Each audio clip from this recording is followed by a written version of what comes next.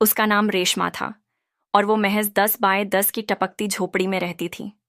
मुंबई के धारावी जैसे घने बस्ती में जन्मी रेशमा के पास ना अच्छे कपड़े थे, ना खाना भरपेट और ना ही कोई बड़ा सपना। लेकिन एक पुरानी सिलाई मशीन, माँ के हाथों से सीखा कपड़े काटना और हर रात आसमान की ओर देखते हुए मन में पलती एक खामोश जिद कि एक दिन मैं भी कुछ बनूंगी, यही उसकी दौलत थी, यही उसकी पहचान। और जब 13 साल की उम्र में पिता की मौत हुई तो रेशमा ने पढ़ाई छोड़ स्कूल की यूनिफॉर्म के नीचे छुपा ली थी। वो सिलाई की मशीन, दिन में लोगों के कपड़े सीती और रात में फटे कपड़ों से खुद के लिए डिज़ाइन बनाती। कोई ग्राहक नहीं था, कोई गाइड नहीं था, लेकिन उसकी आंखों में था डिज़ाइन का जुनून और हाथों में थी वो लगन जो भगवान हर किसी को नहीं देता।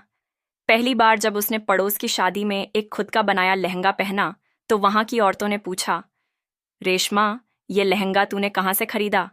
और रेशमा ने मुस्कुराते हुए कहा, मैंने खुद बनाया है। और बस यहीं से उसकी कहानी ने मोड़ लिया। पहला ऑर्डर आया उसी कॉलोनी की सोनी आंटी से। 200 रुपये में साड़ी से लहंगा बनवाना था। रेशमा ने दिल से बनाया और सोनी आंटी ने पूरे मोहल्ले में तारीफ कर दी। अगले 1 साल में उसके ग्राहक बन गए झुग्गी के लोग। लेकिन दिक्कत ये थी कि पैसे नहीं थे मशीन अपग्रेड करने के। तब उसने इंटरनेट कैफे में जाकर यूट्यूब पर देखा, घर बैठे बुटीक कैसे शुरू करें। धीरे धीरे उसने पुराने कपड़ों से नए डिज़ाइन बनाकर फोटो खींचना शुरू किया और सोशल मीडिया पर पोस्ट करने लगी। फेसबुक के लोकल ग्रुप्स में जैसे जैसे उसके डिज़ाइंस वायरल हुए, वैसे वैसे लोग पूछने लगे, आपके पास सीओडी है? कितने दिन में डिलीवर होगा? रेशमा को कुछ समझ नहीं आता था, लेकिन उसने सीखना शुरू किया। मोबाइल की टूटी स्क्रीन से ही गूगल पर सब सर्च करती, inventory, order management, courier service. उसने सब कुछ खुद से सीखा। और फिर एक दिन जब एक एनआरआई महिला ने उसके डिज़ाइंस देखकर अमेरिका से $300 का ऑर्डर दिया तो रेशमा की माँ की आंखों में आंसू थे, क्योंकि जिस बेटी की सिलाई को मोहल्ले वाले फालतू का काम कहते थे, उसी का काम अब डॉलर में बिक रहा था।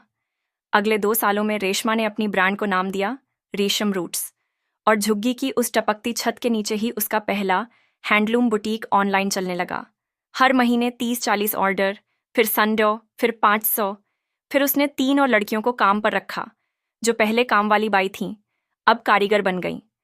आज जब रेशमा के बुटीक के डिज़ाइंस पेरिस, न्यूयॉर्क और दुबई में फैशन वीक में शोकेस होते हैं, तो कोई नहीं जानता कि इन कपड़ों की शुरुआत एक झुग्गी के अंधेरे कमरे से हुई थी, जहां बिजली सिर्फ 3 घंटे आती थी, लेकिन रेशमा की लगन 24 घंटे जलती थी।